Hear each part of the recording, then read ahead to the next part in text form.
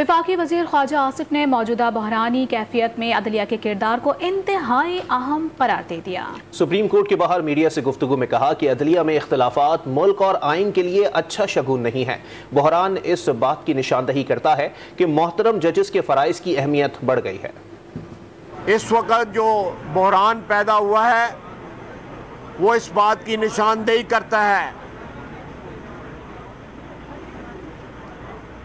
कि जो फ़र्ज़ आयद किया है आइन ने इन मोहतरम जजेस के ऊपर, इस वक्त उसकी अदायगी की अशद ज़रूरत है। पार्लियामेंट में जो है बहुत सी चीज़ें जो है वो रूटीन समझी जाती हैं, लेकिन जब वो चीज़ें जो हैं वो इख्तलाफ राय जो है, शदीद इख्तलाफ राय जो है, जब यहाँ पे नज़र आना शुरू हो जाए तो पाकिस्तान के लिए, वतन अज़ीज़ के लिए, हमारे आइन के लिए